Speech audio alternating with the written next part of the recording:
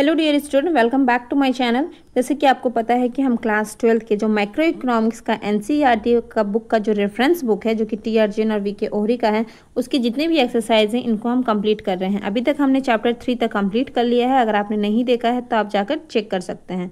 आज हम करेंगे चैप्टर नंबर 4 के जितने भी एक्सरसाइज हैं इन सबको आज हम सॉल्व करेंगे। जैसे कि आपको पता है कि सबसे पहले तो क्या रहता है, एमसीक्यू। ये क्या हो गया, सबसे पहले तो एमसीक्यू रहता है ना, ऑब्जेक्टिव टाइप क्वेश्चन। तो सबसे पहले हम इसे ही सॉल्व करेंगे।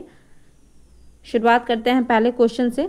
देखिए पहला क्वेश्चन क्या है हमारा, हाउस होल्ड इन्वेंट्री इज, क्या हाउस होल्ड को इन्वेंट्री क्या है, not included in the national income. हाँ, तो इसे तो हम इंक्लूड नहीं करते हैं हाउस होल्ड वर्क को, तो ये स्टेटमेंट तो सही है, ए नंबर। बी देखते हैं, और स्टॉक कंसेप्ट, हाँ ये एक स्टॉक कंसेप्ट भी है, तो मतलब दो ऑप्शन है, ये तो सी नंबर है, बोथ ए एंड बी। हाँ ये क्या हो जाएगा, both A and B are the correct. Option number C यहाँ पर हमारा हो जाएगा बिल्कुल करेक्ट। क्वेश्चन नंबर 2 देखते हैं, remittance from the relative working abroad are included in national income, not included in national income, transfer payment, both B and C. तो सबसे पहली बात तो जो नेशनल इनकम में से इंक्लूड करते हैं तो नहीं, इंक्लूड तो नहीं करते हैं, इसका मतलब ऑप्शन नंबर बी हमारा सही है। और क्यों नहीं इंक्लूड करते हैं, क्योंकि एक टाइप का ट्रांसफर पेमेंट है। इसका मतलब यहाँ पर जो ऑप्शन नंबर डी है हमारा, both B and C are correct हो जाएगा। क्वेश्चन नंबर 3 देखेंगे, own account production of goods is included in national income because, जब आपका अपना खुद का प्रोडक्शन होगा तो फिर उसे आप इंक्लूड करेंगे नेशनल इनकम में। क्यों, गुड्स आर टेंजिबल, टेंजिबल यानी कि हो गया कि जिसको हम लोग टच वच कर सकते हैं, है ना, एक तरीके का, उस तरह की चीज़ें देख सकते हैं, टच कर सकते हैं, तो इसके कारण से इंक्लूड करते हैं नहीं। देयर वैल्यूएशन, हाँ बिल्कुल इसका वैल्यूएशन पॉसिबल है, इसी कारण से इसे हम नेशनल इनकम में इंक्लूड करते हैं। नेक्स्ट क्वेश्चन देखेंगे, क्वेश्चन नंबर 4 है हमारा, वैल्यू एडेड रेफर टू, जो वैल्यू एडेड है वो क्या है, production of durable goods, output minus, हाँ बिल्कुल देखिए ऑप्शन नंबर बी यहाँ पर करेक्ट है, आउटपुट माइनस इंटरमीडिएट गुड। तभी तो हमें पता चलेगा कि जो इंटरमीडिएट गुड है, जो रॉ मटेरियल है, उसमें हमने कितना वैल्यू ऐड किया तो हमें क्या मिल जाएगा, उसका आउटपुट मिल जाएगा। तो इसका मतलब यहाँ पर करेक्ट आंसर हो जाएगा option number B. Question number 5 देखते हैं, gross domestic capital formation is the sum total of, जो ग्रॉस डोमेस्टिक प्रोडक्ट है, सॉरी जो ग्रॉस डोमेस्टिक कैपिटल फॉर्मेशन है is the sum total of expenditure on fixed asset, हाँ expenditure on fix asset, expenditure भी include करते हैं क्या। देखते हैं अगला question, gross domestic fixed capital formation and change in stock, तो ये तो हो जाएगा सही। थर्ड में है net domestic fixed capital formation plus inventory investment plus depreciation, तो नेट और डेप्रिसिएशन को हम ऐड कर देंगे तभी तो हमारा ग्रॉस बन जाएगा, तो बात तो एक ही दी गई है। और चेंज इन स्टॉक ही तो हमारा है इन्वेंट्री इन्वेस्टमेंट, तो वही बात है। तो ऑप्शन नंबर बी और सी हमारा यहाँ पर करेक्ट हो जाएगा। एक्सपेंडिचर ऑन फिक्स्ड एसेट्स यहाँ पर नहीं होगा, तो both A and B, sorry both B and C. देखेंगे 6 नंबर को, value added method measure the contribution of which of the following within the domestic territory of a country. जो value added method से हम calculate करते हैं national income को within the domestic territory, तो क्या क्या कंट्रीब्यूशन होता है, वही क्वेश्चन है ना, value added method measure the contribution of the which of the following within the domestic territory. हाँ, तो household consumer, the producing enterprises own by the resident of country, the producing enterprises own by the non resident of country. Next option है both B and सी।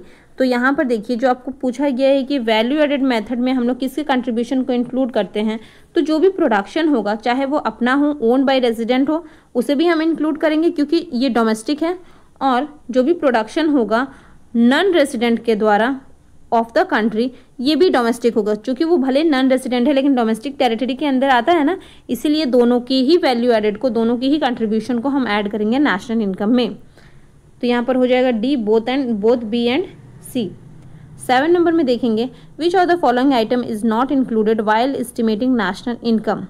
आगे भी कुछ है क्या, by income method, अच्छा income method से आपको बोला गया है बताने के लिए, which of the following item is not included while estimating national income by income method, rent, mixed income, fixed investment और अनडिस्ट्रीब्यूटेड प्रॉफिट। तो ये जो तीनों हैं ये तो कहीं ना कहीं इनकम जनरेट कर ही रहे हैं, लेकिन ये जो फिक्स्ड इन्वेस्टमेंट है इससे किसी तरह कोई इनकम जनरेट नहीं हो रहा है, कुछ न्यू इनकम जनरेट नहीं हो रहा है, इसके कारण से यहाँ पर हो जाएगा, नॉट दिया हुआ है ना, नॉट इंक्लूडेड, तो हो जाएगा ऑप्शन नंबर सी। 7 को हो जाएगा ऑप्शन नंबर सी, जो कि है फिक्स्ड इन्वेस्टमेंट, जो कि एक ही बार रहता है, ठीक है, उससे बार बार इनकम जनरेट नहीं होता ना, दैट्स वाई। क्वेश्चन नंबर 8 को देखेंगे, which of the following is not an element of the final consumption expenditure. इसमें से कौन सा ऐसा एलिमेंट है जो कि फाइनल कंजम्पशन एक्सपेंडिचर नहीं कहलाएगा। ठीक है, देखते हैं। House hold expenditure on food, government final consumption expenditure, house hold expenditure on education, expenditure on raw material. तो देखिए ये तीनों ही क्या है, ये तीनों ही फिक्स्ड फाइनल कंजम्पशन एक्सपेंडिचर है, लेकिन जब रॉ मटेरियल पर हम खर्च कर रहे हैं तो ये फाइनल एक्सपेंडिचर नहीं है, इसके बाद और प्रोडक्शन होगा ना, तो इसलिए ऑप्शन नंबर डी यहाँ पर हमारा हो जाएगा बिल्कुल करेक्ट। अगला देखेंगे क्वेश्चन नंबर 9। क्वेश्चन नंबर 9 हमें क्या दिया गया है, as a result of double counting national income is. अगर हम डबल काउंटिंग को रखेंगे तो नेशनल इनकम क्या हो जाएगा, जाहिर सी बात है ये ओवर वैल्यूड हो जाएगा, है ना, ज़्यादा हो जाएगा, हमारा जो एस्टिमेशन है उससे ज़्यादा हो जाएगा। 10 नंबर में है, which of the following is not included in national income. इसमें से क्या इंक्लूड नहीं होता है नेशनल इनकम में। ठीक है, नॉट इंक्लूड बोला है, आपको ध्यान रखना है। Receipt of a gift, gift तो इंक्लूड नहीं होता है, तो ये बात तो सही है। उसके बाद है repatriation of wages earn by the NRI to their parents in India. Repatriation का मतलब भी वही होता है कि जो रिमिटेंस भेज रहे हैं एनआरआई अपने पेरेंट्स को इंडिया में, तो ये भी इंक्लूड नहीं होगा क्योंकि इसमें किसी तरह की कोई अर्निंग नहीं हुई है ना, तो ये नहीं हो जाएगा। ये हो जाएगा एक तरीके का ट्रांसफर पेमेंट में ये इंक्लूड हो जाएगा, तो ये भी नेशनल इनकम में काउंट नहीं होगा। थर्ड है excise duty on domestic production. तो एक्साइज ड्यूटी भी, डोमेस्टिक प्रोडक्शन का एक्साइज ड्यूटी भी हमारा नेशनल इनकम में काउंट नहीं होता है क्योंकि फाइनल गुड होता है, और एक्साइज ड्यूटी आपको पता है कि कहाँ लगता है।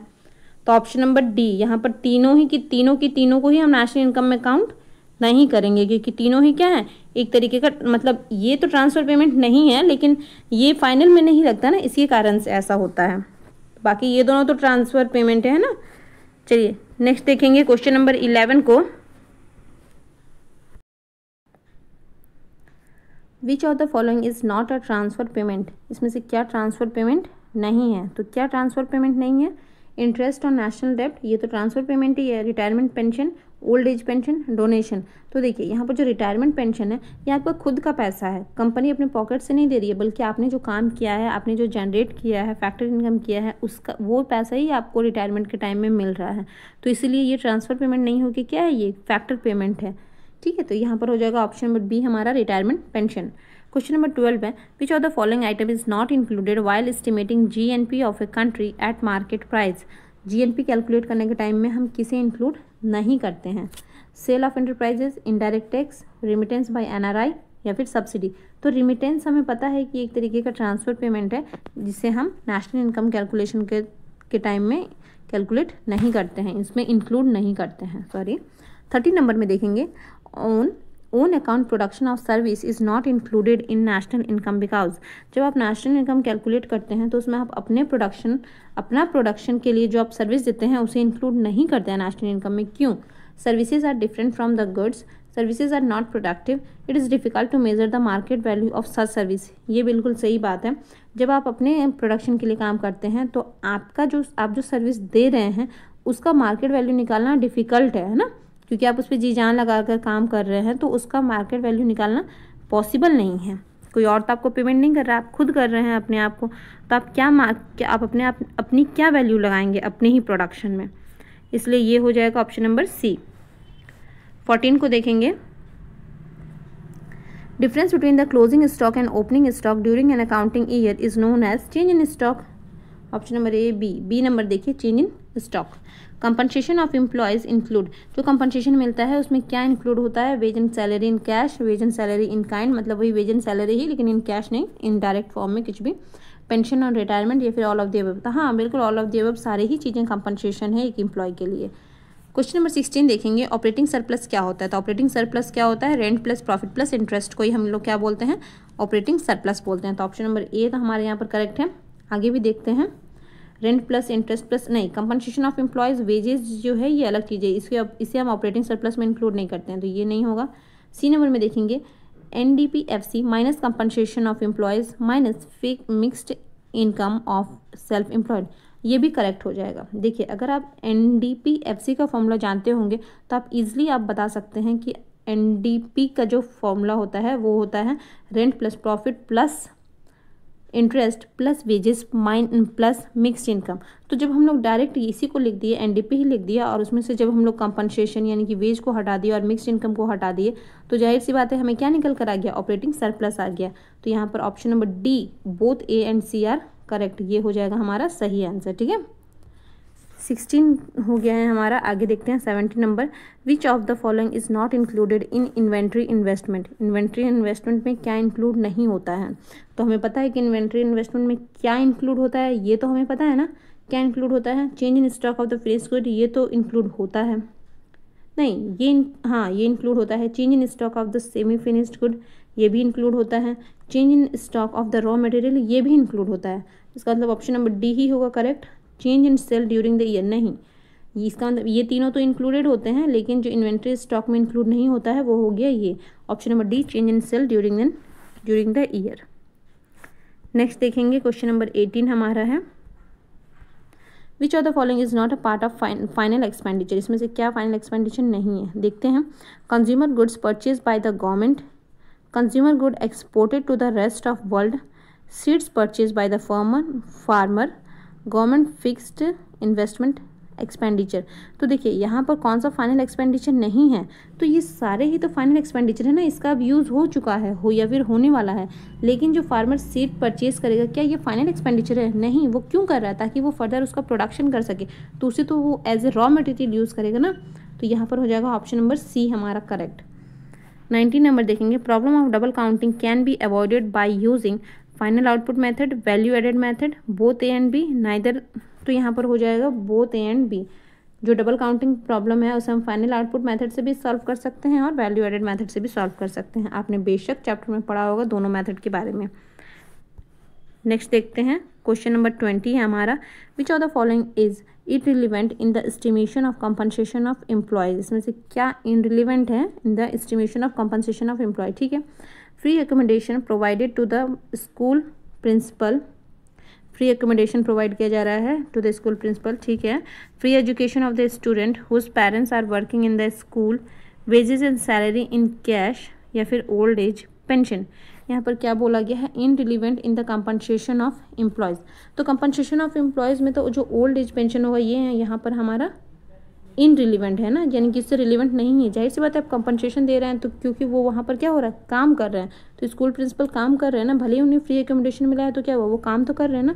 फ्री एजुकेशन, दो स्टूडेंट उसके पेरेंट्स तो वहाँ पर काम कर रहे हैं, वेजेज एंड सैलरी ये भी इंक्लूड होगा, तो इनरिलीवेंट हो जाएगा, यानी कि कंपनसेशन में नहीं इंक्लूड होगा, वो हो जाएगा ओल्ड एज पेंशन। इसमें किसी तरीके का कोई काम नहीं किया जा रहा है। तो ऑप्शन नंबर 20 का हो जाएगा D number, sorry question number 20 का हो जाएगा ऑप्शन नंबर डी। नेक्स्ट देखेंगे, अच्छा नेक्स्ट तो कुछ है नहीं, चलिए होप आज का वीडियो आप लोगों के लिए यूज़फुल रहा होगा। मिलते हैं नेक्स्ट पार्ट में जो कि इसी चैप्टर का कंटिन्यू रहेगा। Thank you for watching, thank you, bye bye.